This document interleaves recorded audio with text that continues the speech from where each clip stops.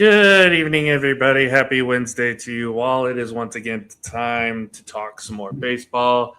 I am AP Alan Perales, joined as always by the coach Jonathan Grishman. Jonathan, how we doing tonight?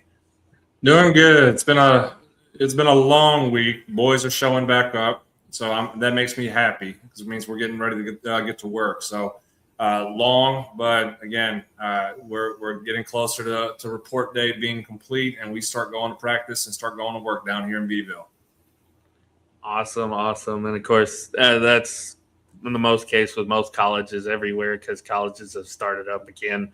Um, Obviously, football season's right around the corner. We're 10 days away from week 0. It's kicking off the new college football season. But that's not what we're here to talk about. Obviously, we're here to talk some Major League Baseball. We even throw a little college baseball in there. We did get some uh, unfortunate college baseball news that I'm sure Jonathan will gladly um, go into deeper detail with as we get to it. But a lot to discuss, a lot to talk about, and we'll go ahead and kick it right off. Well, kind of sucks to start on a somber note, but we did lose a couple major figures. One in the Major League Baseball world, and of course, Jonathan, your alma mater at LSU, lost a huge stepping stone for that program as well. We'll start, of course, with Tommy John, who passed away this past weekend. Of course, namesake for the revolutionary elbow surgery for major league pitchers. Was also not a bad MLB player himself, had a really solid MLB career. Obviously more remembered for the surgery than anything, but still, I guess a pioneer, as you could say, in the olden days of Major League Baseball. But what we remember most about Tommy John here. Well, and that's the interesting part about it is, yes, he is known more for the surgery. He was the first really to endure to go through the UCL surgery that was unprecedented at the time to really know what was going on. Those who tore their UCL, back in the day, their career's over. It was done. So, and we kind of still see the after effects of some of the guys who go through the UCL surgery, and it takes them a while. Now we're seeing guys go 2 and 3 different times of Tommy John. But just for Tommy John himself, it was essentially what saved his career. That surgery was the experimental surgery that what we have with the UCL, essentially the UCL replacement, and how it saved his professional baseball career. So, again, as you said, he was an outstanding pitcher. He had a very long career, thankfully to the surgery itself. But again, he is more known before being the namesake of that surgery, and we are seeing more and more pitchers endure it.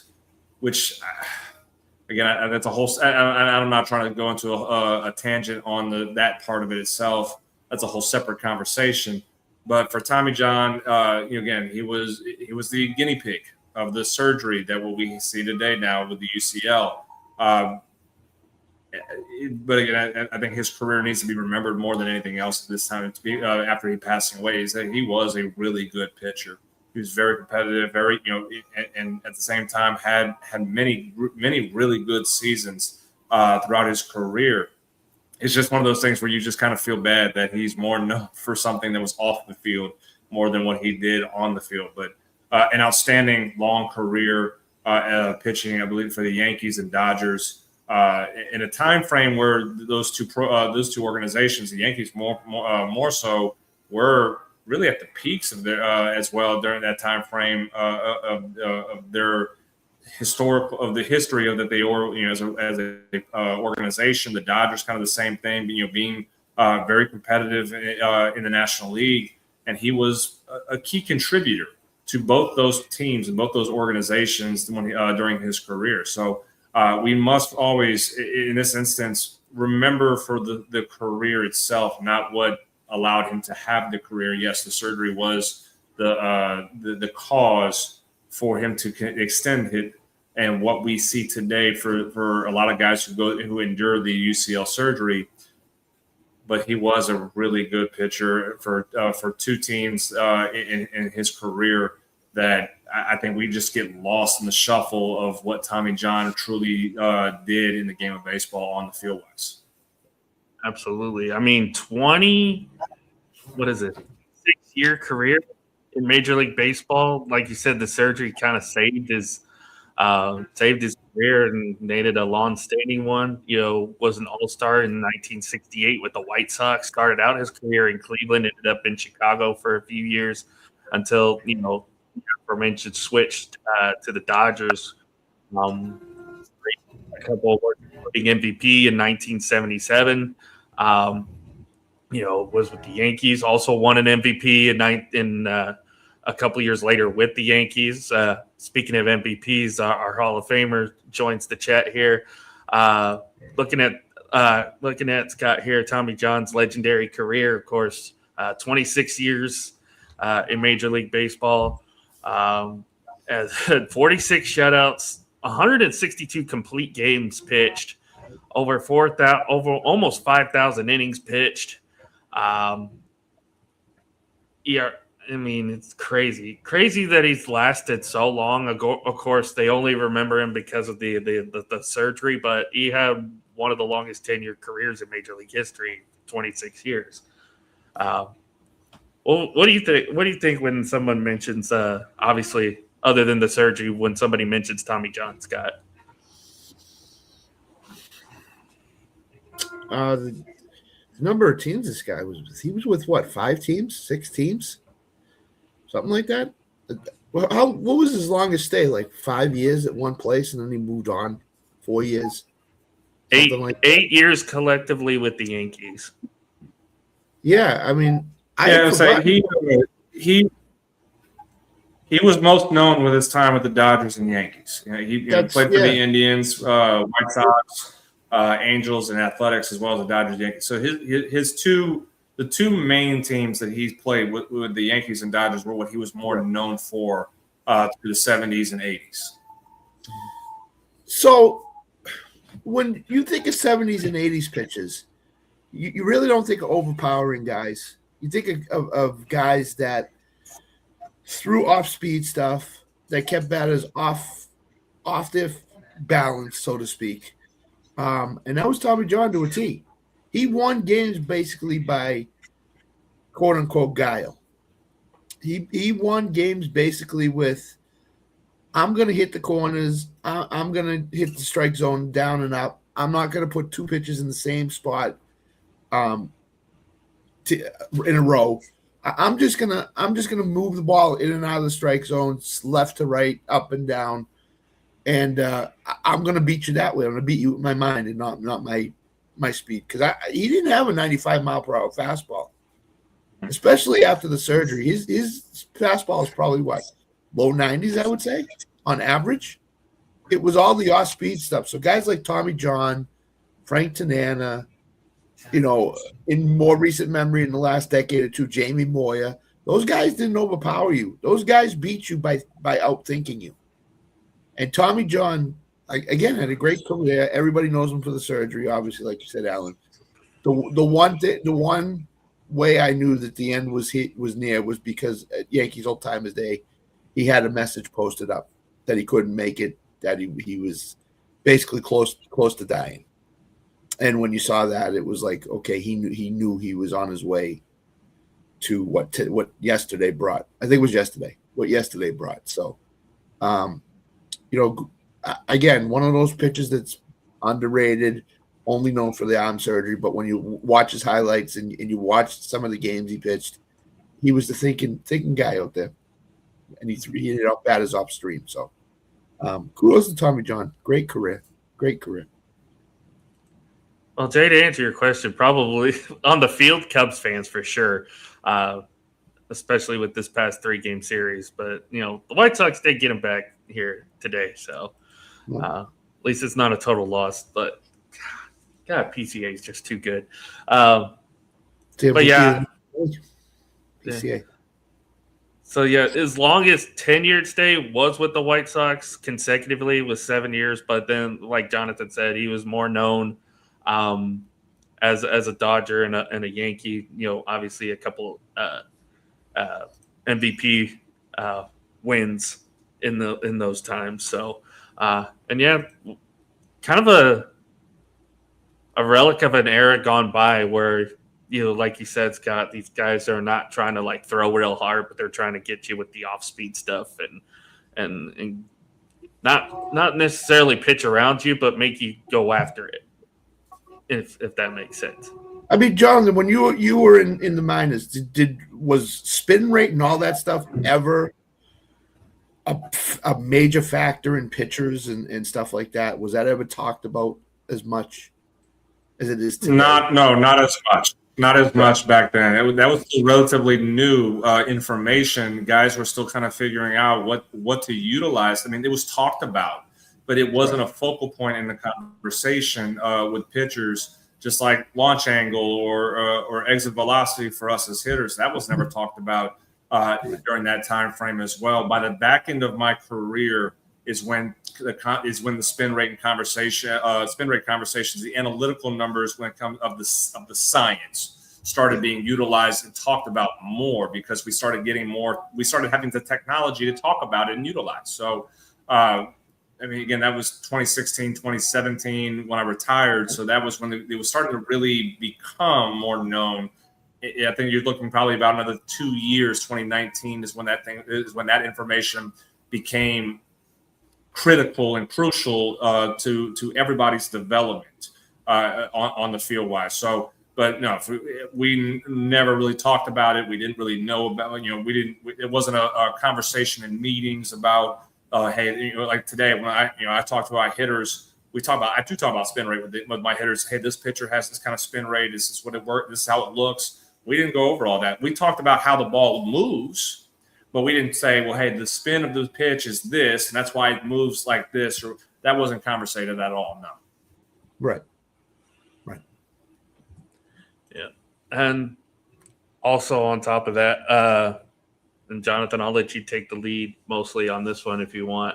I know your LSU family lost a significant member of their family this past weekend as well. If you want to go ahead and kind of talk about that. Yeah, I mean, LSU lost a very much beloved figure, and really, and we saw, if you saw on Twitter, the entire college baseball world acknowledged the loss of Skip Bertman this week.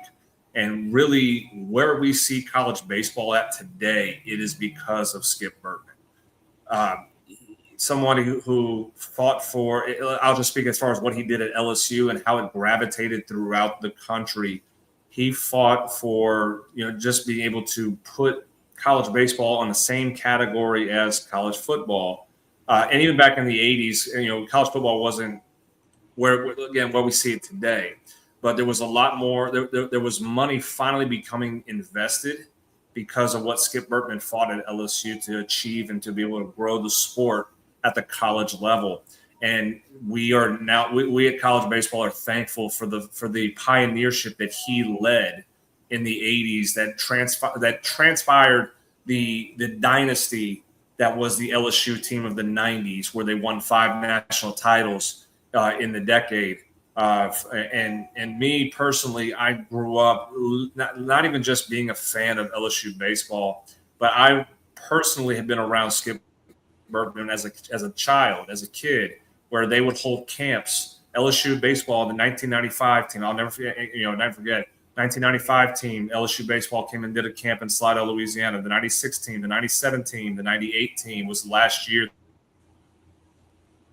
They did a camp in Slidell, and being able to be, a 5-year-old, 6-year-old, all the way, 7 and 8-year-old, and attending those camps, and just truly loving LSU baseball.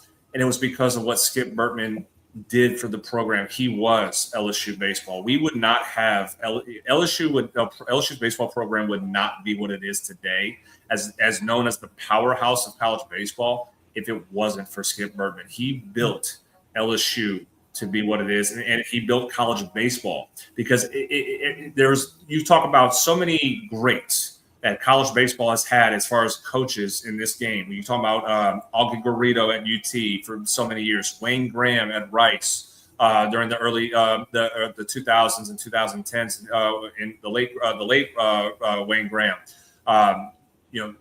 So many. I mean, and we're talking about some of the coaches today that we see that how great they are. But the era that Skip Bertman was at his peak in the 90s and going into the early portion of the 2000s, and how many great baseball coaches that he competed against as a coach, and we put him on the top of the mountain because of what he built. And all those other great coaches would absolutely agree that he competed with, that their careers wouldn't be what it is to the legacy of college baseball if it wasn't for Skip Bertman leading the way. The same thing that goes today, where you have guys like Jay Johnson, you have guys like Mike Bianco, Tony Vitello when he was at Tennessee, Jim Schlossnagle learned under Skip Bertman for so many years, and then going over to Tulane. Every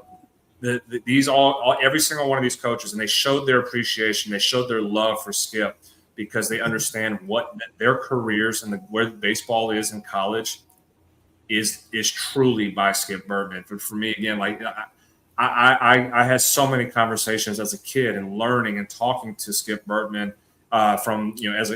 during my childhood and going into high school, where I had conversations as a recruit and future recruit of LSU baseball. And all I wanted to do, and unfortunately I never got the opportunity because I was injured.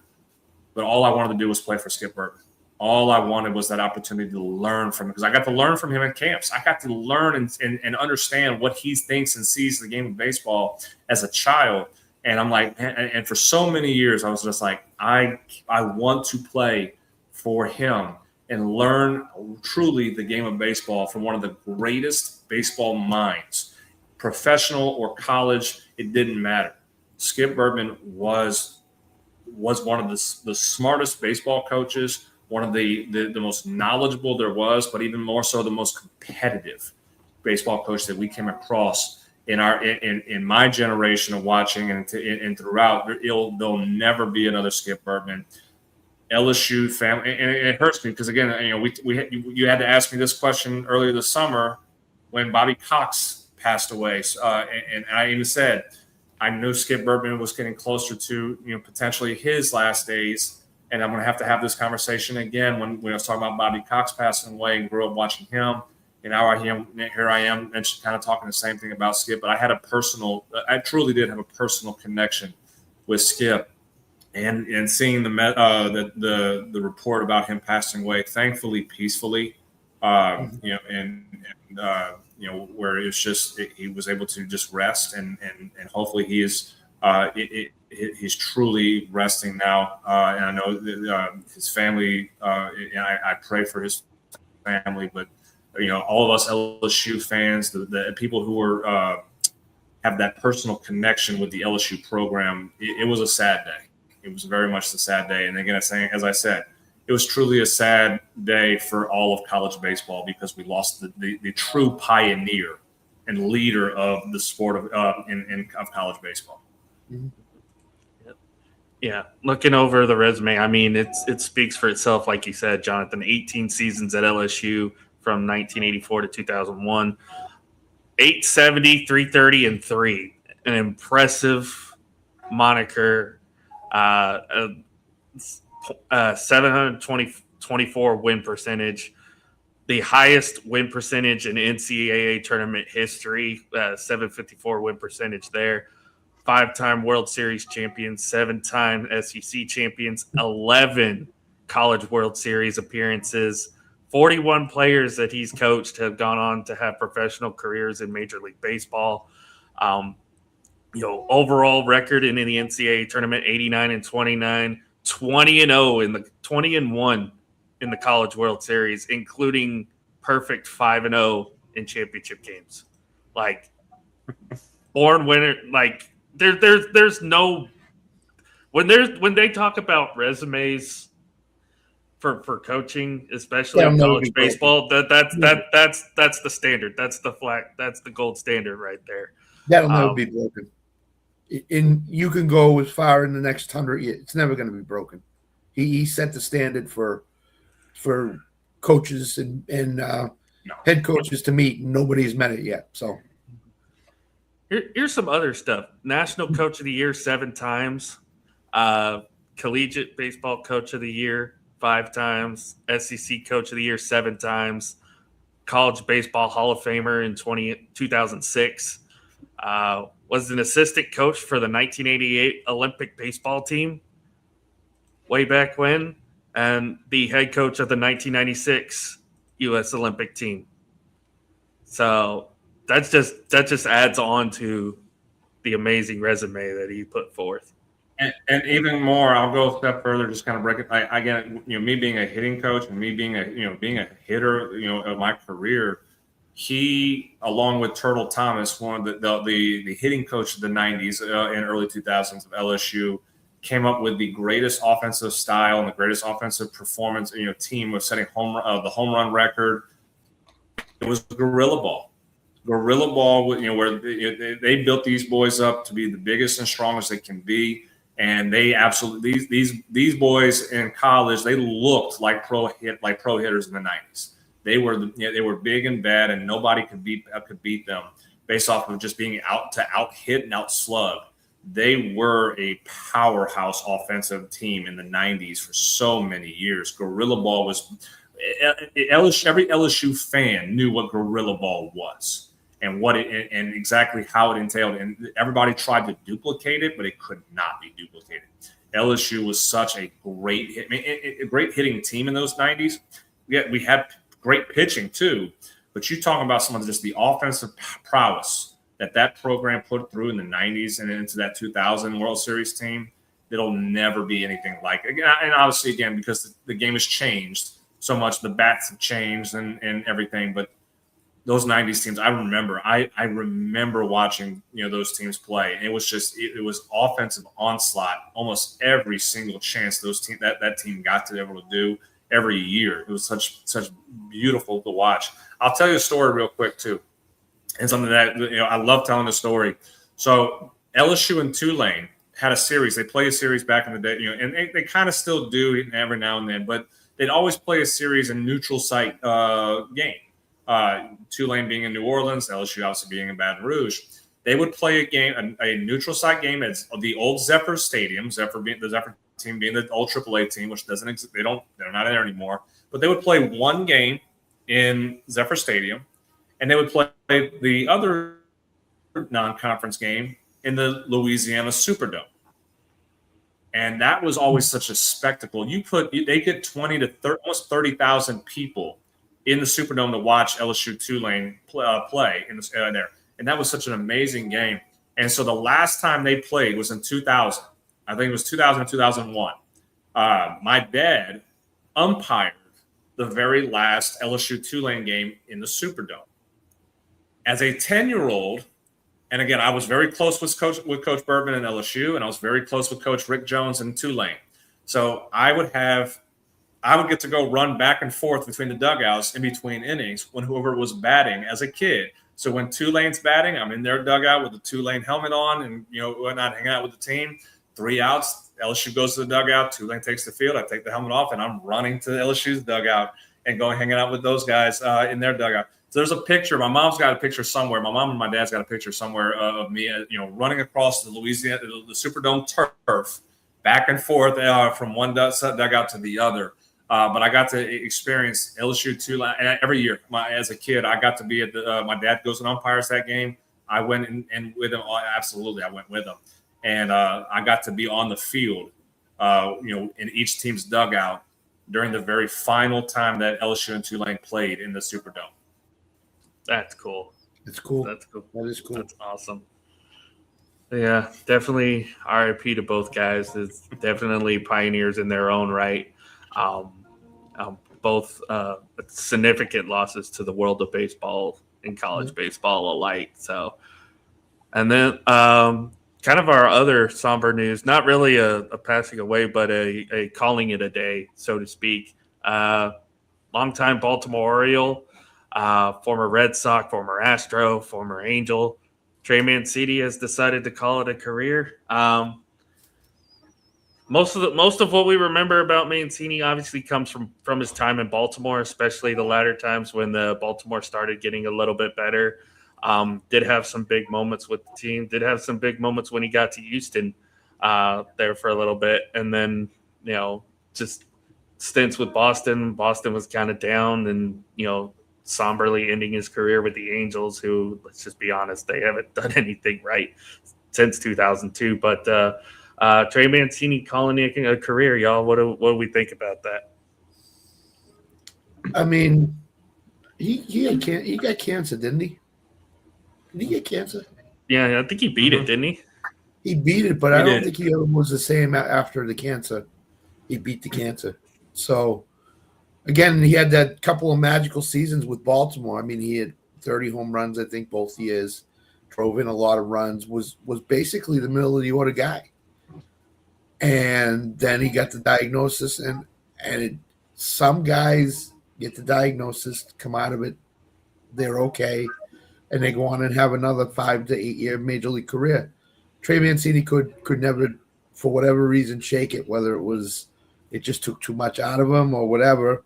And then he tried to resurrect his career as best as he could, and he couldn't do it. But he was one of the most feared hitters in the American League for half a decade.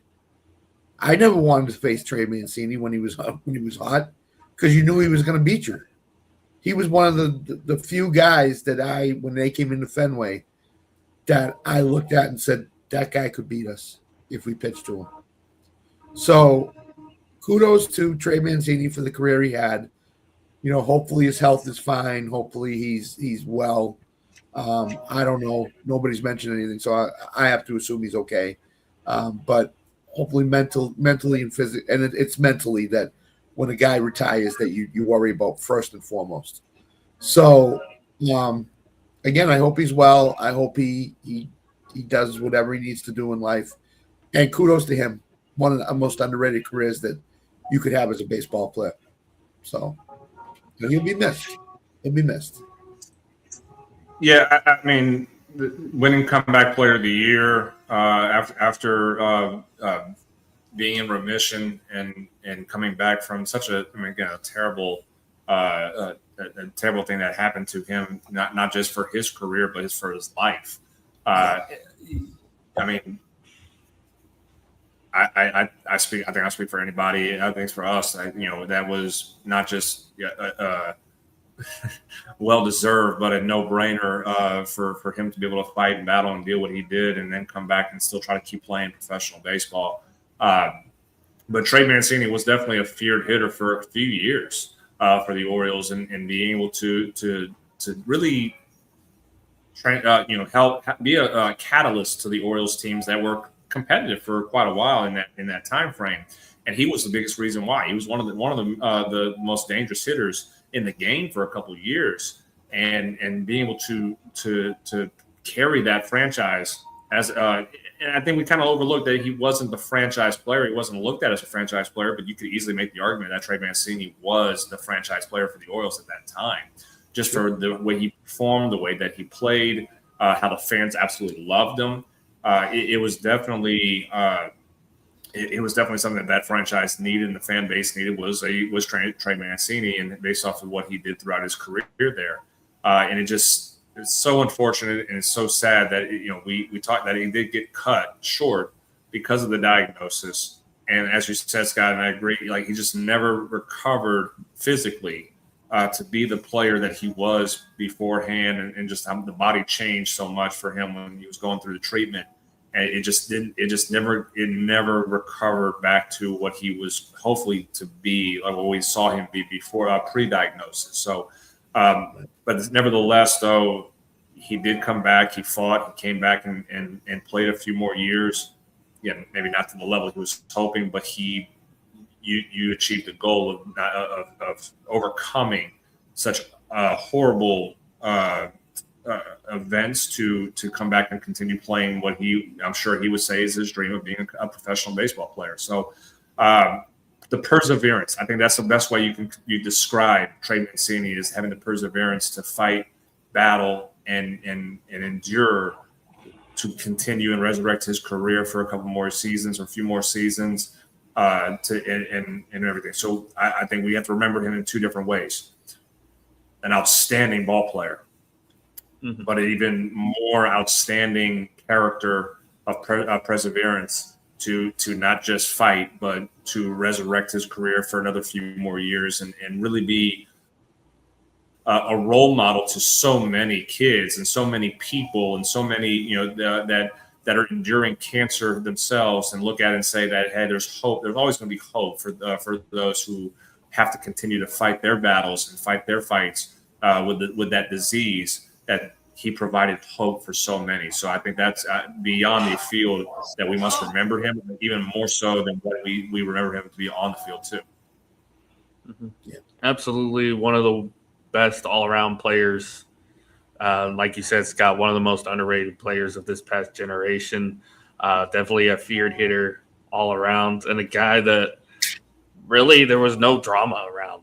In an era where there was just so much drama with some of the top level players, you saw no drama with Trey Mancini, no matter where he went. So he's one of the most mild-mannered guys on and off the field. And again, like you said, Jonathan, a role model to those who are dealing with the same cancer or dealing with other battles that they might be going through. So definitely one of the more respected players of this past generation. And again, like he said, Scott, hopefully everything is goes well for him post MLB career.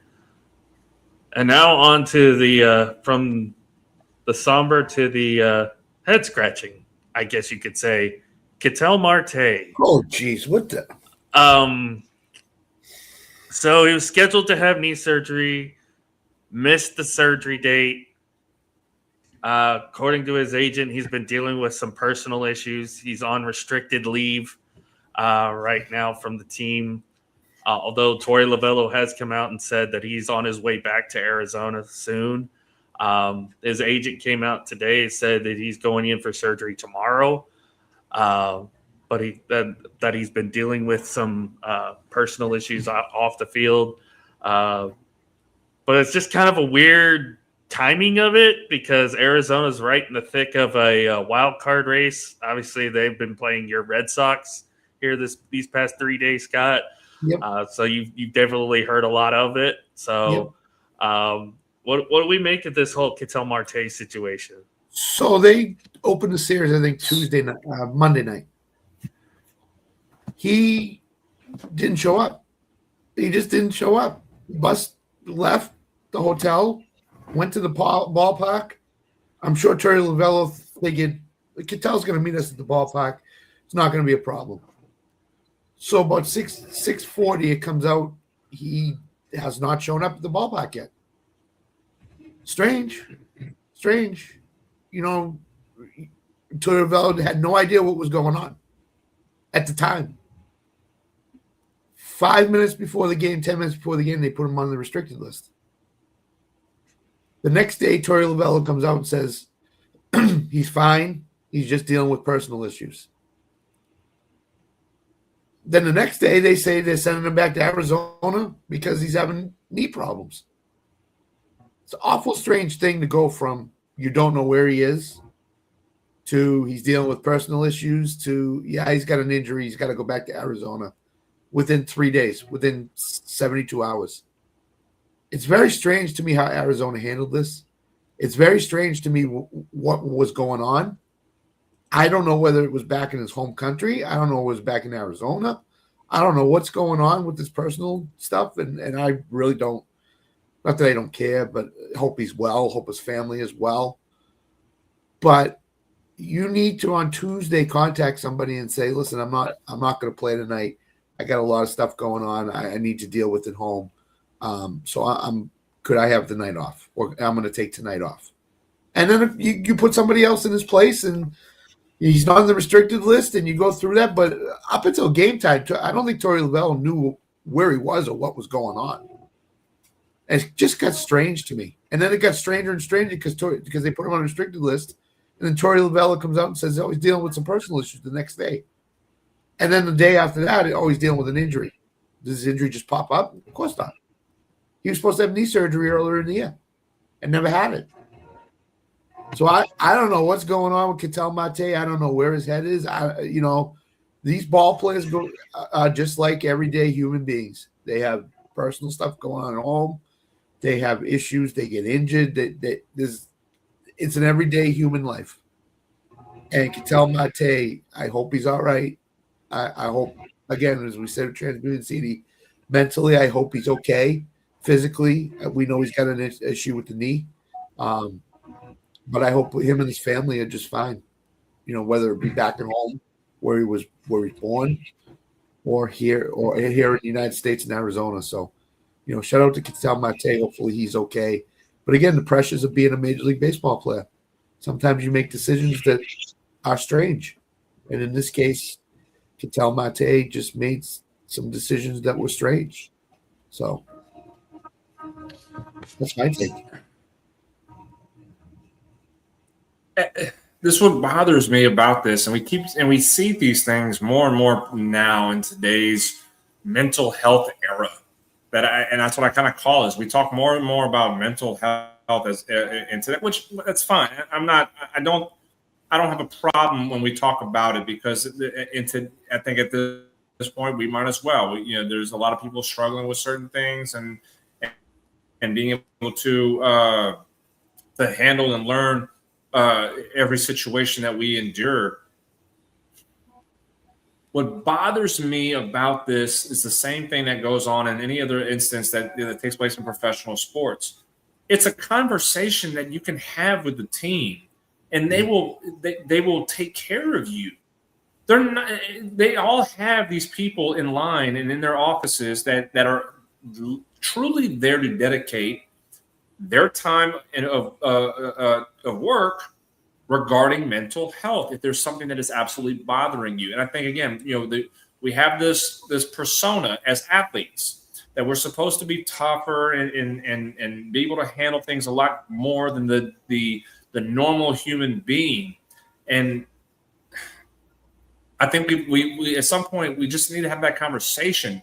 Have the conversation. You're not put in a bad place. You're not looked at wrong. You're playing a sport that's guaranteed money, so they're not going to cut you, just because of this situation. They're going to take care of you, especially if it's Ketel Marte, who is a all-star and is one of the top players in this organization. They're not going to cast you to the side. They're going to do what they need to do to help. Hey, you know what? You need a couple of days, since we know you're about to have knee surgery. Go take a couple of days. Go handle what you need to handle. We'll be here for you when you get back. We have this. I mean, we've had that. I've had that conversation again. Asking a question about when I played. We didn't have the whole conversation of mental health when I was in the minors, but that was still something that we had. People, our trainers, and people in the front offices who were there mostly to help us as athletes. Said, hey, we have open door policy. If you need to talk about something that's going on, we understand. We'll be here for you. There's no reason why this situation should have happened. Ketel needs to do better on the communication side. You don't just abandon. You don't leave. You don't run. And just say, "Well, hey, I'll call you. I'll talk to you. I'm going to talk to them at some point," because now you're having a situation where the restricted list is going to be put in place. They're going to say, "Hey, maybe we do need to talk about your contract and figure out how do we recoup some money because you screwed up by not communicating to us." You didn't do your part as a player of this organization to adhere to the policies that we have. That's every team. So we tell the kids here at Coastal Bend, communication will save you. Exactly. All he had to do was communicate to the franchise, to the Diamondbacks, say, hey, this is what I got going on. I'm going to handle this. I'm then going to go to Phoenix. I'm going to get my MRI, surgery, blah, blah, blah, blah, blah, blah, blah. You don't leave them hanging, wondering what the hell's happened to Ketel. Because then they got to scramble to figure that part out, and that's a whole different situation that they have to put in place. So tough. It's tough to talk about it, but there has to be some form of consequence. And the restricted list being part of it, that's going to be part of it. And hopefully Ketel, as you said, Scott, I agree. Hopefully he figures out whatever the issue is that's been going on with him personally to work through it. If it's him or if it's something within the family, We don't know. I don't want to speculate, but Right. at the end of the day, he's got to do better to communicate. You cannot leave your team. You cannot leave your employer hanging, because we all know this. We say this to we all say, if he was not a professional athlete and was working a regular 9-to-5 job, and he doesn't communicate something and he doesn't show up to work, He's gone. He's fired. He's fired.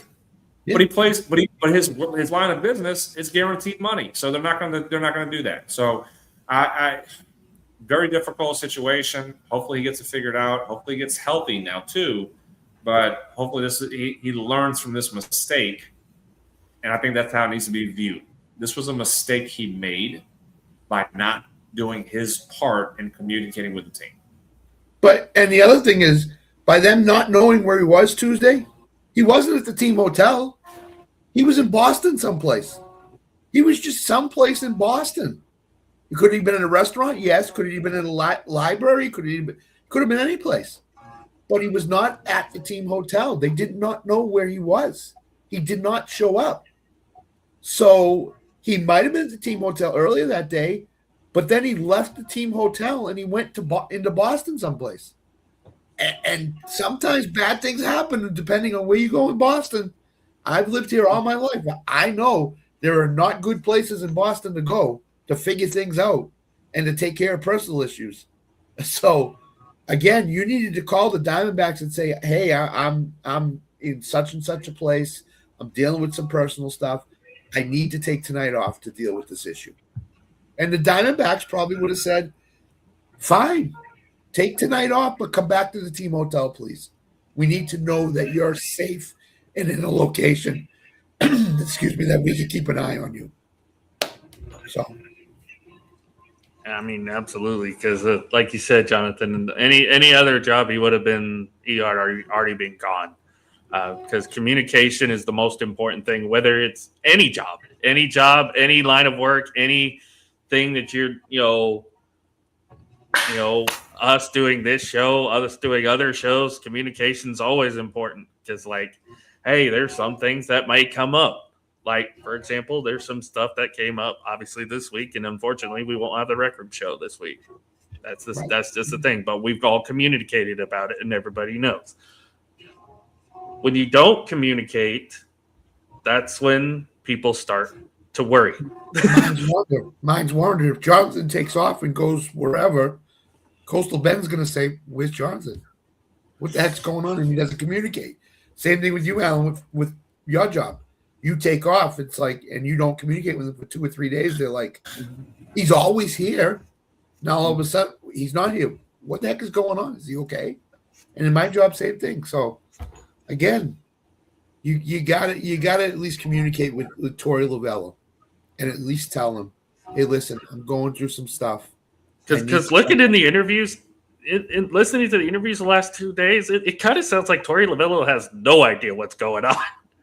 He just knows that Cattell's okay and he's somewhere safe. Like I said, he went from them not knowing where he was to he went on the restricted list to something else to he's got an injury, or he's dealing with personal stuff. He's got an injury. Well, what is it? If you're Torey Lovello, you look like an idiot because, what is it? Is he dealing with personal stuff? Is he injured? Is he, what the heck is going on? Nobody knows. This guy's getting paid millions of dollars by the Diamondbacks, and he's basically the face of the franchise right now. That is the face of the franchise, Ketel Marte. And to do something like that, as Jonathan said, I hate to say it, but it's stupid. It's stupid. Communicate with your employer. Communication gets you a long way. Especially since you're one game out of a playoff spot. Yeah. You're literally one game back of the final wild card in the National League right now. And you just had a big win on the road in Boston today. Like, you're playing for a winning you're in a competition for a potential playoff run again. So it's like, Alan, me and you haven't been players. Jonathan's been a player. If one of your teammates goes MIA and you have no idea where he is, aren't you thinking about that guy, your teammate, if you care about him?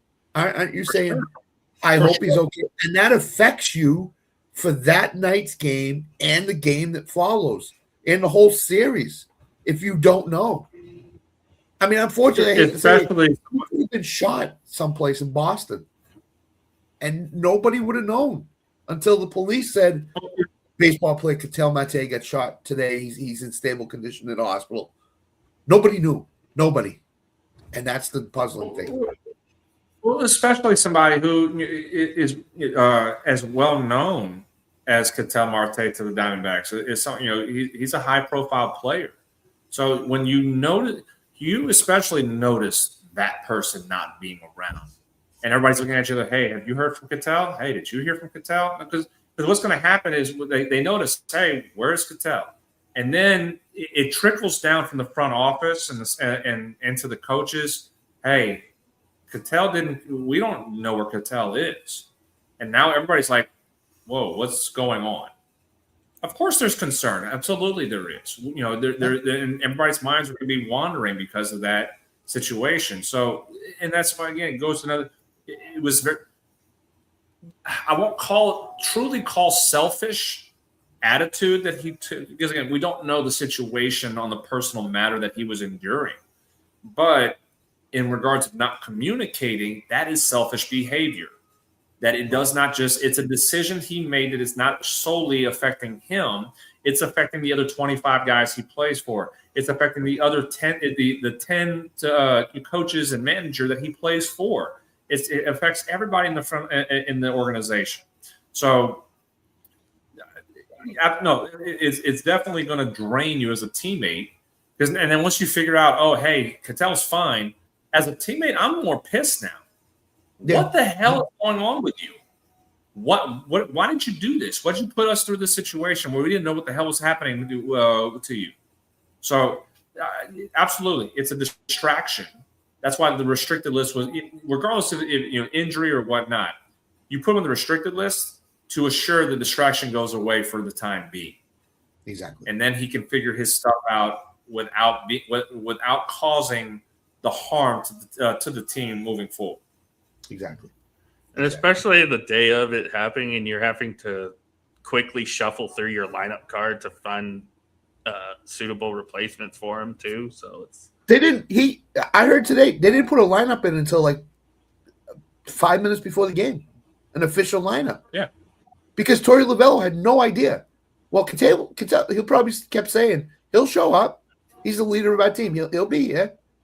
And then all of a sudden, 15 minutes before the game came, and it was like, he's not going to be here. I have to switch things around. And again, as John said, you're putting the team at a disadvantage for that night because they're counting on him to play. So this knee injury, I have no idea if it's accurate, not accurate, whatever. But he was planning on playing Monday night rather. They had him in the lineup. So it couldn't have been that bad at that time. So I don't like I said, I don't know what's going on. Is the knee injury just a ruse for something else that's going on? I don't know. He's having surgery supposedly, I guess. So no, it's not, but nobody knew. No idea. It's strange. Very strange. No idea whatsoever. It more depends on the information provided post surgery, if and when that occurs, that we think, okay, yeah, this is real, or this is a situation and just say, you know what, you did have some knee problems. Let's get you cleaned up. And it might be just all it is, a cleanup. Yeah, could be. But you're essentially done. At what point do you bring him back if you're the Diamondbacks? Do you bring him back this year? I think he's done for the year. I don't think the Diamondbacks are going to bring him back if they do. It's a playoffs if they make it. I think. I don't know. That's the best guess I could have is that he's done for the regular season now, and then if they make the playoffs, maybe he comes back for the playoffs. Maybe they just say, "Hey, Ketel, we can't trust you. You gotta take it off." I wouldn't bring him back. I think he's. I'll go a step further, Scott. I think he's done in Arizona. Yeah, that's possible. It's highly possible. And they're just going to because there was talk. I mean, he's been under trade talks for not him requesting it, but the Diamondbacks kind of looking to move on from him. At times, this is a situation now where you're just like, man, you put us in a very awful position. You've burned some bridges now because of your behavior. I think he does not play at all the rest of the season, regular or post, and he does get traded at the end of the at the end of the season, going into the off season, albeit before the CBA expires. I think 2 years ago the Red Sox were talking to the Diamondbacks about Mate. I believe that's accurate. I think they were looking to make a big trade, and I think Mate was in talks with Arizona, and then Arizona just said, "No, we're not going to trade him." But I think the Red Sox were trying to get him 2 years ago. So, again, hopefully he's okay. Hopefully he's fine. Hopefully his family is fine. But it's just strange. It's one of the stranger sports stories of this year, exactly what happened. Yeah, absolutely. So going from strange to kind of embarrassing, really. Red Sox losing to the Diamondbacks today? Is this where we're going? Oh, no. It's something much worse. Last night, I don't know what was going on with the Mariners as a whole. You gave up 22 runs to a really good Milwaukee team, which, it's the Brewers. They're one of the best teams in baseball this year, so you expect they're going to play well. It's just some of the more embarrassing stuff from the Mariners last night came towards the end of that game. I mean, Jose Rodriguez especially throwing the ball into the crowd with one out left allowing 2 more runs, the run tally to go up to 21 in the first place. I mean, to me, that just kind of, I don't know, well, you guys, but that just kind of shows how quickly the Mariners have fallen off from what they were last year. It's just Cal Raleigh is nowhere to be found. Jose Rodriguez has slipped back to what he was 2 years ago. Pitching's been off and on. I guess you could say spotty at best. But this is also kind of the story of we talked about it last week. This is kind of the story of the AL West as a whole. But more so with the Mariners because they did have some expectations with them after last year. A lot of people picked them to win the division and win it comfortably. Is this the biggest? Are they the biggest disappointment this year? Maybe not just in the American League, but on all of baseball. They're one of the two, I think, in my mind. I think the Mets are the other ones. Yeah, I mean, we've talked about Julio Rodriguez time and time again on the show. He's not the superstar that everybody cracks him up to be. Sorry, I've never bought into he's the guy. Here's Seattle's future. He's the guy. Never bought into that. He's not the guy. He's just a good baseball player. Well, right now, by this decision he made last night, he's not a good player. I don't know. But again, every club goes through a 20-0 game or something like that. There's always one of those games in the season that you just get blown out and everything goes wrong, and that's it. But it's the way you're acting on the field. It's the way you're carrying yourself in the game that tells me a lot. And Julio Rodriguez must have checked out after inning 3 or 4 or something like that last night. Cal Raleigh, we all said it at the beginning of the season. What did we say? He's not going to come close to having the year he had last year. It just will not happen. That's his track record. And sure enough, we were right. It's happened that way. And the pitching for Seattle has not been what we all thought it could and should be. So again, I think Seattle misses the playoffs. I don't think they're as bad as last night's game showed, but I don't think they're as good as the American League Championship Series last year. I think they're somewhere in the middle. So that's what I think of Seattle. I have a big issue for what I saw last night. And this is why I'm the proverbial saying, stick a fork in them, they're done. Yes, I agree. Let me ask you guys this question. Who's the leader of this team? They don't have one. They don't have one.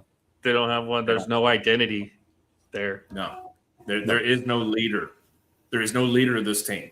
Who's going to grab Julio by the shirt, by the throat, in the dugout or in the hallway or in the clubhouse and say, wake your ass up? Who's going to grab Cal Raleigh and say, figure your shit out? Who's going to be the one that sets up a players only meeting? That's what they need right now. Who's going to set up the players only meeting and absolutely tear the team a new one because of how they played and how they performed and how they've gone about after a successful season last year? This is how they respond to a weak division that was theirs for the taking to build on the success they've had, and they have shown up by not showing up. Right. Who is going to be the one that puts their foot down in this team and say, what the hell is wrong with us? There is, and you guys said it, there is nobody. There is no leader of this team. You don't look at Julio Rodriguez as the leader of this team. You don't look at Cal Raleigh. Cal Raleigh's in media right now talking about, I suck, I'm awful, I'm terrible, I can't do, I'm not doing what I thought I was going to do. So he's a mental head case. Who do you look at? J.P. Crawford? No. I mean, he's one of the longest tenured players there, but he's not a leader of this team. George Kirby? No. There's nobody on this roster that is going to put their foot down, grab somebody by the throat, and tell them to wake up.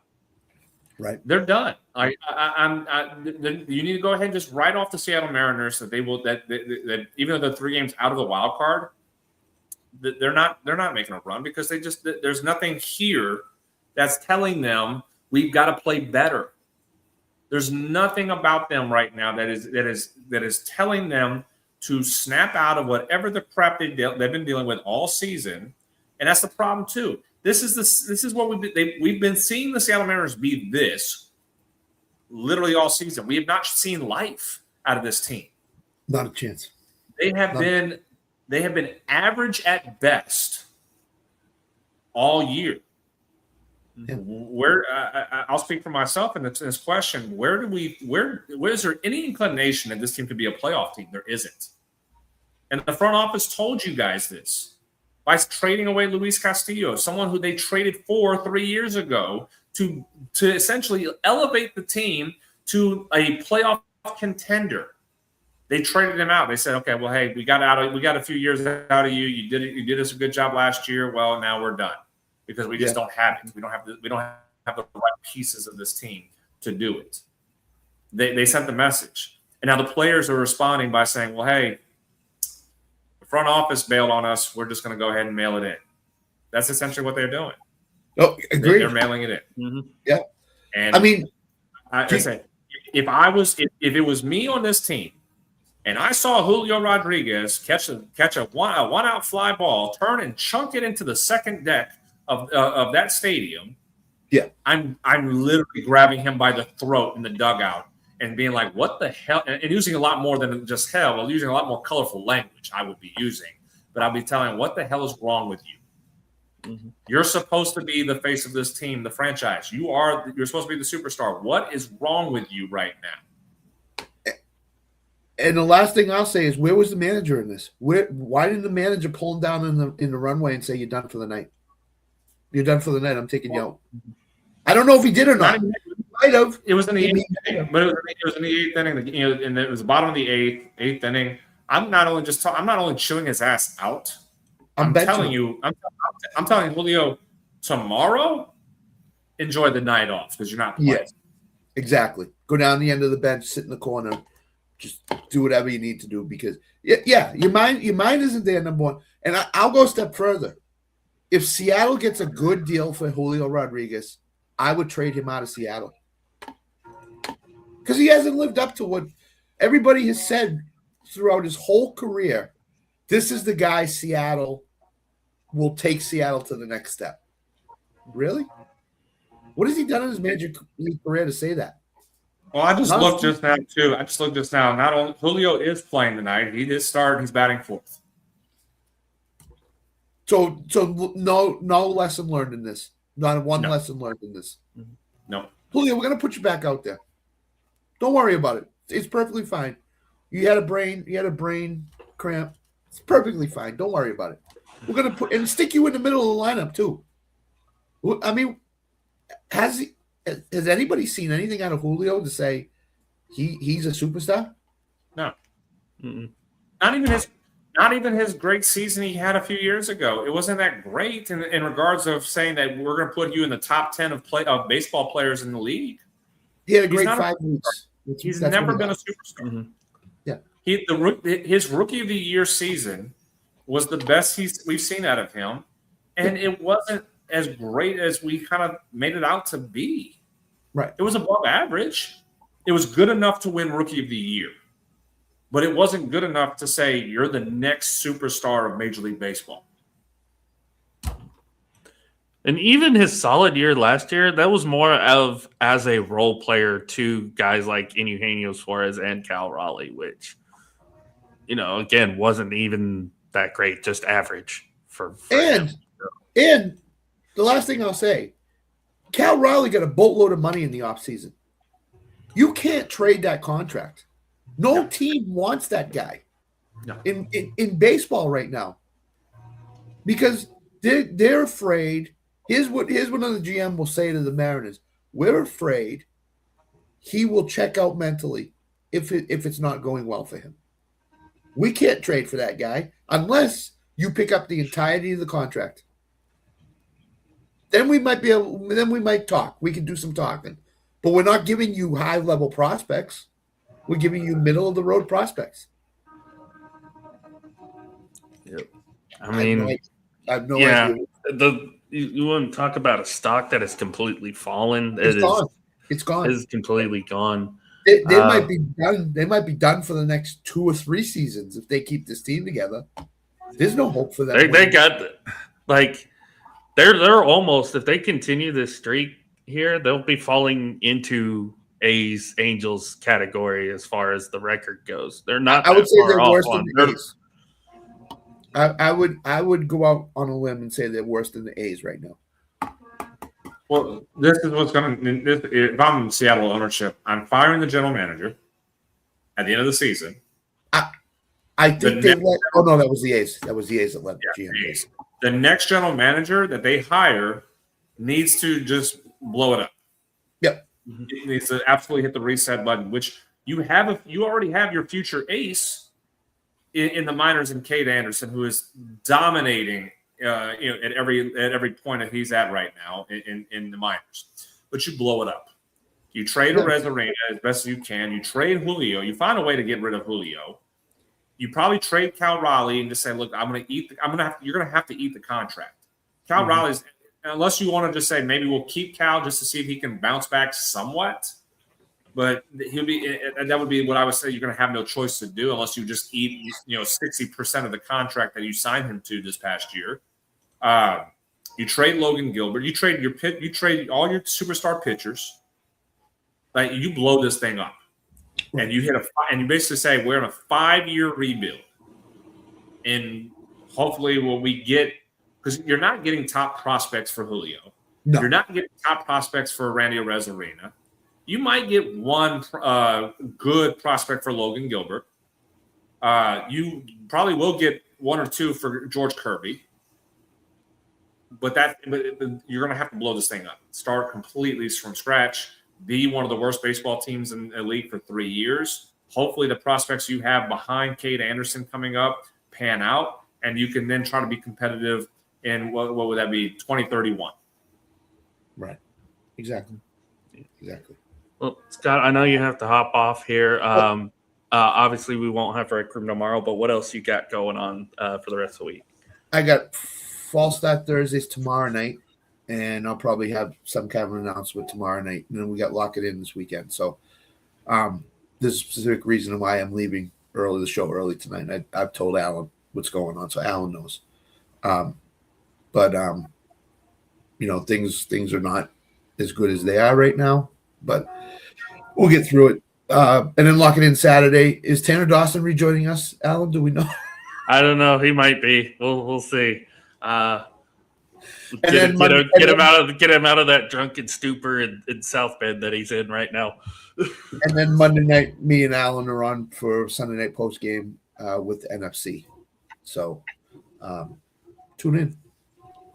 Definitely. Back to you next Wednesday. Scott, thank you so much. Have a great night, sir, and we'll see you later. You too. Take care, guys. See you, Scott. All right. So a couple more things we want to talk about before we end off tonight. We'll start with the concerns with Edwin Diaz. And I know this has kind of been a trend for him the last couple of years since he got paid. I mean, the Mets gave him that big contract, as we know, a few years ago. He gets hurt, is out for the season. He comes back, not really what he used to be, but, it's neither here or there. The Dodgers sign him on to a big contract, as they do with most players. And, let's just say he's not pitching well right now. 11.85 ERA. It did go up since the last time he pitched. They were in an 11-2 game with the Rockies Monday night, and he gave up 3 runs on 4 hits in the 9th inning. Got out of the 9th inning, but I've got to ask, I know it's the Dodgers, but should there be concern for Dodger fans about Edwin Diaz? Because it just seems like he's not lived up to the billing for them. Yes, there's very much concern for Edwin Diaz for the Dodgers. And we see this trend. Like, this is not something brand new. We see closers as they get older, and they've had a lot of time, in their 20s. And what we saw Craig Kimbrell go through this. And how dominant Craig Kimbrell was for so many years in Atlanta, going to Chicago and dominating in Chicago for the time being. By the time he turned 30, he was not the same pitcher. And he started being able to struggle a little bit more and started having some arm issues and started getting some fatigue. And it was just something that you get figured out a little bit more at that point, too. Edwin's kind of the same boat. He's had some arm issues. He's got to where he's 30. He has started having some arm issues, started having some arm pain, not being able to be as productive. Now we are here at 32 years old, Edwin Diaz, and he's not the same. There's no fear out of him right now. Nobody fears Edwin Diaz. So I think the shelf life for him was a little bit shorter than Craig Kimbrell, obviously. But for what we see out of him the last few years has not been the Edwin Diaz that we saw him be in New York pre-big money that he got. And I think obviously the Dodgers are not going to be hurting for bullpen arms or hurting for arms in general in the postseason, but you paid good money for Edwin Diaz. You brought him in for a reason because you know what he's capable of, but you're not getting that Edwin Diaz. So yes, there is absolute concern on that part of it where you're going to have to trust some of these other guys that maybe that are just not closers or not have a strong history of being closers. And you're hoping that you can at least elongate your bullpen that way. Because again, your starting pitching should be able to get you 7 innings with the amount of arms that you have. And you can kind of mix and match your bullpen, bullpen by committee, closer by committee at times here and there, and at least elongate your guys in the bullpen to help that part out. If you struggle with it, well, now you got some problems, and you're going to have to hope that your starting pitching can carry you for a good portion throughout the last month and a half we're at right now, going into October as well. So, yes, there should be some high concern. I won't say code red concern for the Dodgers, but you have some high level concern about what you're getting out of Edwin Diaz right now, and how much confidence do you have in him to at least produce a portion of what you were hoping to get out of him as the closer of your bullpen. Absolutely. I mean, and I know Dodgers fans will say, well, our offense is good enough to where that's not an issue, but take that game Monday night. If that game's closer and he ends up blowing that save and ends up giving up a walk-off hit or a walk-off home run or whatever it was, and they were playing Colorado too, by the way, which makes it even more concerning for me personally because we know the history with the Rockies. Then yeah, there should be concern. There should be concern because if this is happening in the middle of August, like you kind of alluded to, if this continues into September, the Dodgers are going to be like, okay, now we got to figure something out as far as what the closer role is going to look like. Because if Edwin Diaz is not going to live up to what we signed him for, we got to mix around this bullpen a little bit. Otherwise, once we get to October, that's a glaring weakness in a game where if we need a solid save or if we're in a one-run game, we need somebody we can count on to close it out.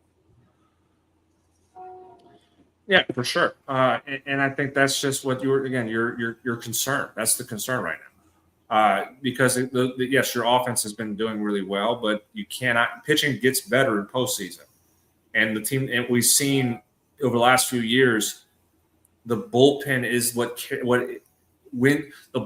wins you games in October.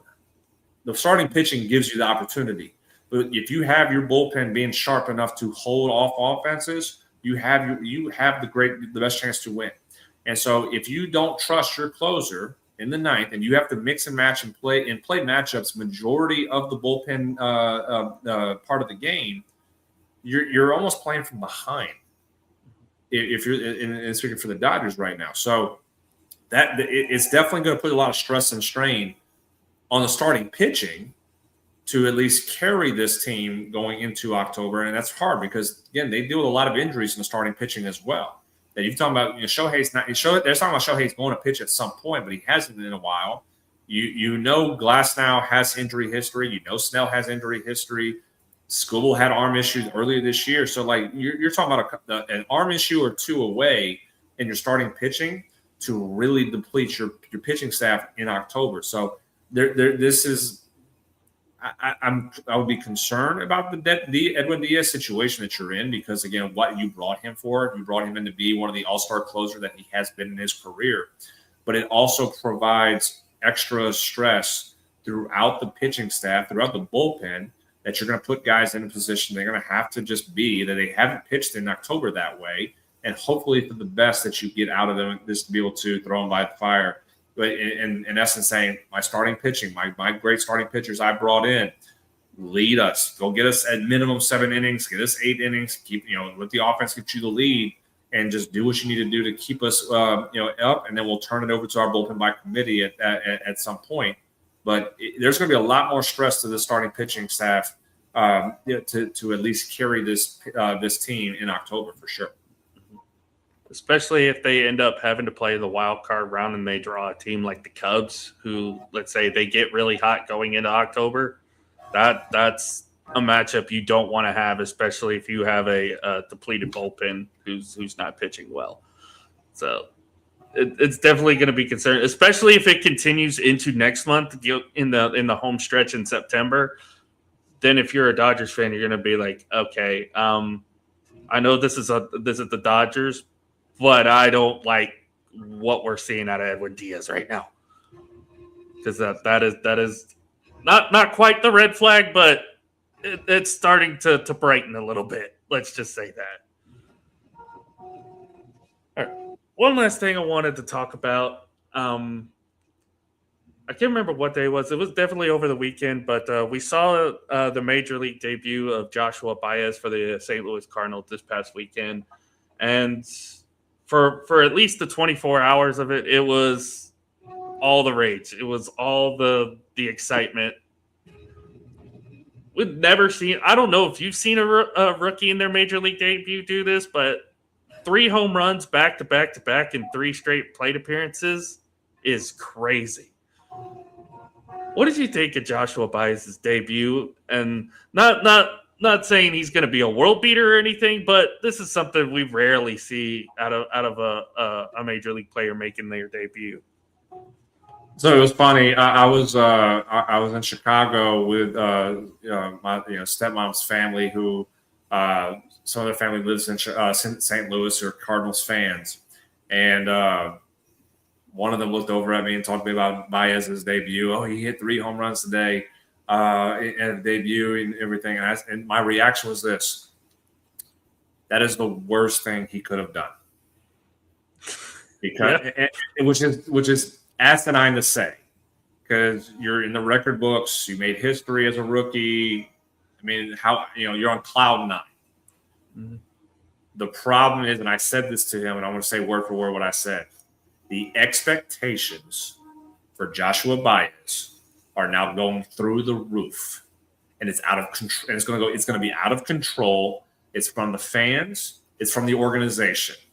And sure enough, the very next game, what did Ali Marmol do? Bat him lead off and say, "Hey, young kid, you were hot. We're going to put you in the leadoff spot. And, hopefully you stay hot." And then he went over. And then he went over again.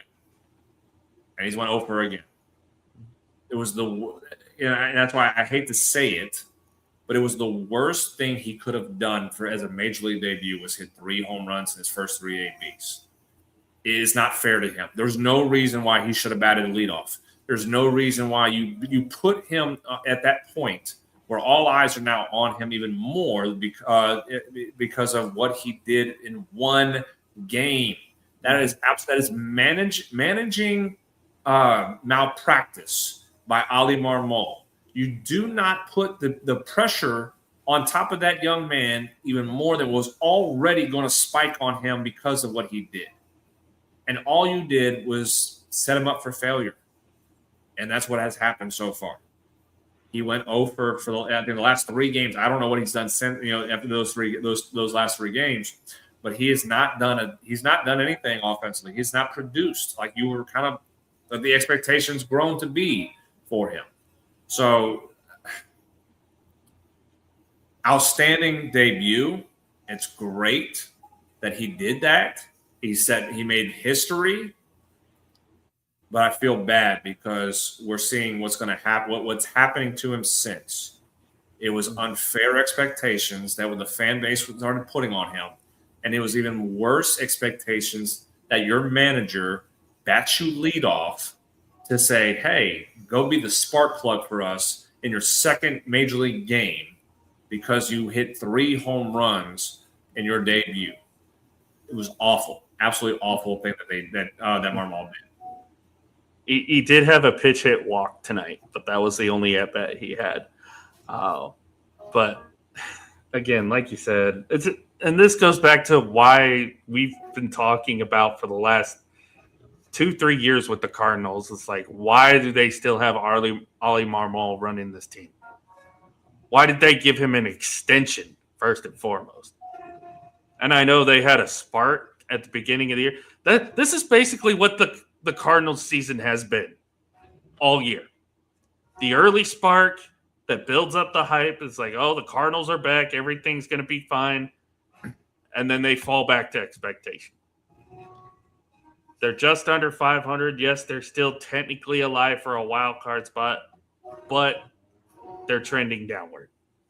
So he's played 6 games, including the pinch at bat today.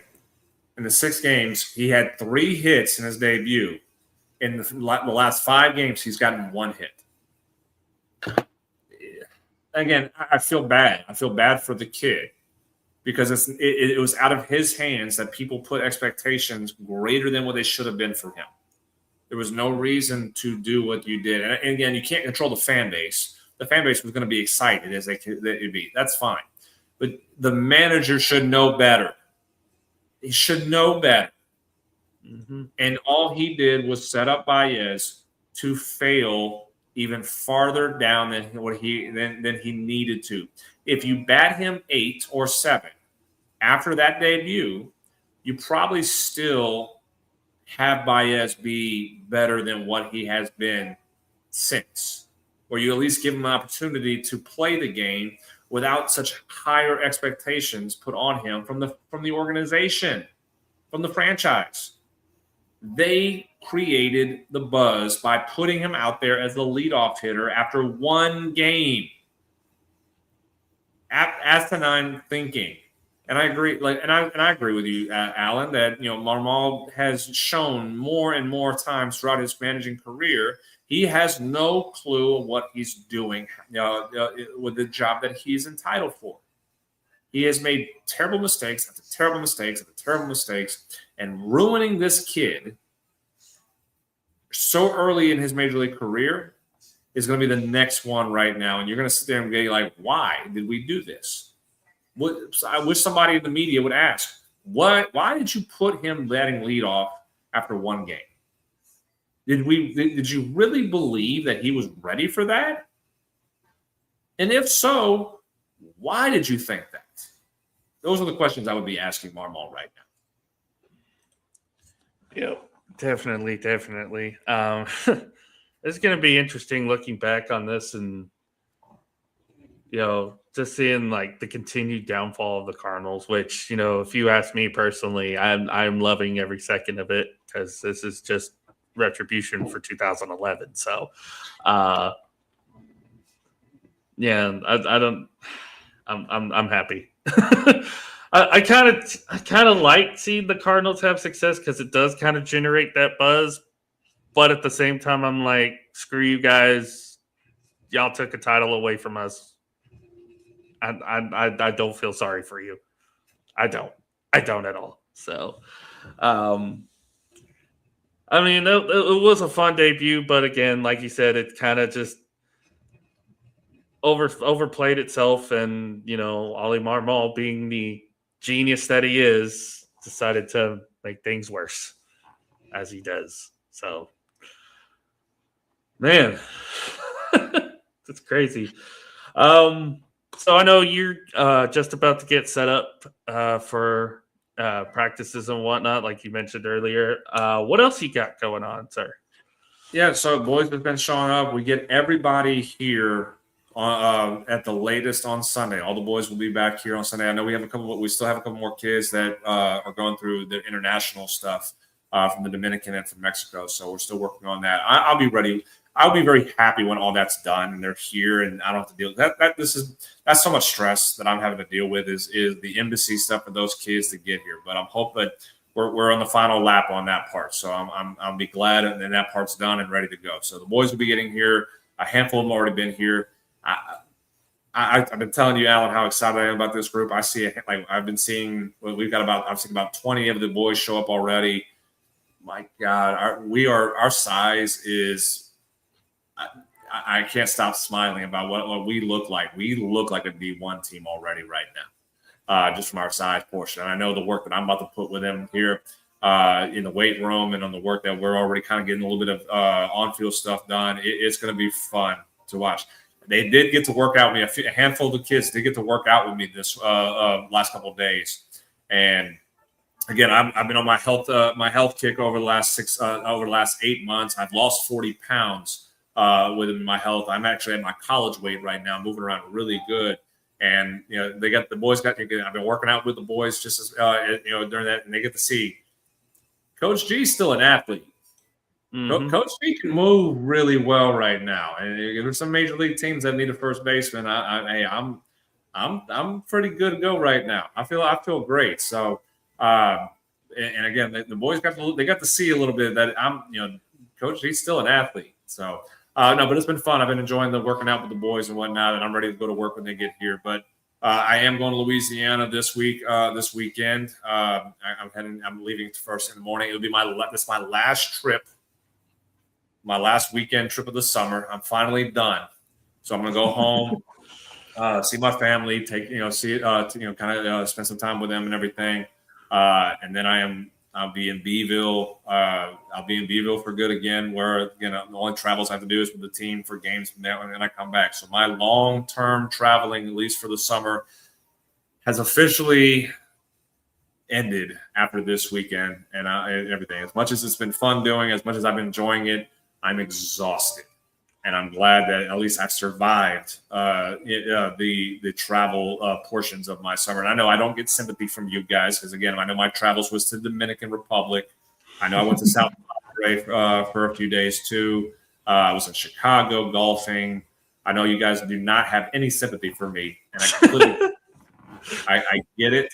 And all I can do is just smile at y'all and say, sorry, it is what it is. But no, for real though. I mean, I don't have a problem with it. I just don't want you to have. I just want you to take your weather back, for Christ's sake. It's too damn hot up here.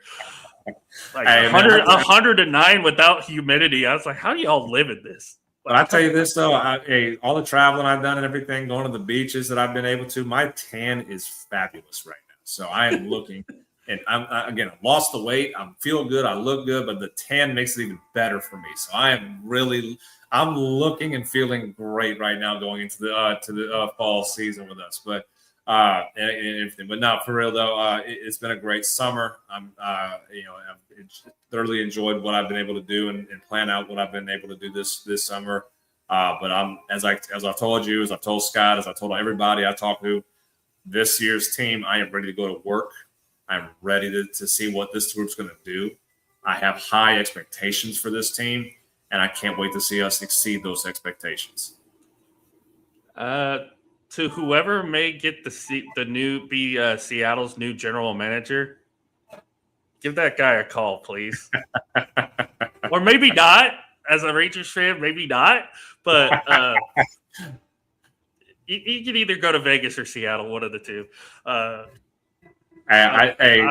not going to say the Angels because I don't wish that on my worst enemy. Look, and it's funny because I told you as well. I mean, our budget, scholarship-wise and financial-wise, is the equivalent of the A's and Rays. And I kind of built what the Rays did. Rays have a small budget and they keep winning. I built a roster with a small budget last year, and we won a lot of games. I think we did the same thing this year. So I be careful what you wish for. You want me to go to be a general manager, Alan, and Mariners call me. You might regret that decision one day. Fine. If Craig Breslow gets fired, you can go to Boston. I'm sure Scott will be happy. I'm shocked you're not asking me to go over to Texas. No, I'm doing you a service because if you go to Boston, you're just going to get traded to Atlanta in 2 years anyway. So, true, very true there. All right. Anything else, sir, before we end off tonight? Man, all good here. All righty, guys. Thank you so much for joining us again. We'll be back next Wednesday to talk some more baseball. Until then, love y'all. Stay safe. Bye, Spotify. Bye, Spotify. Take care.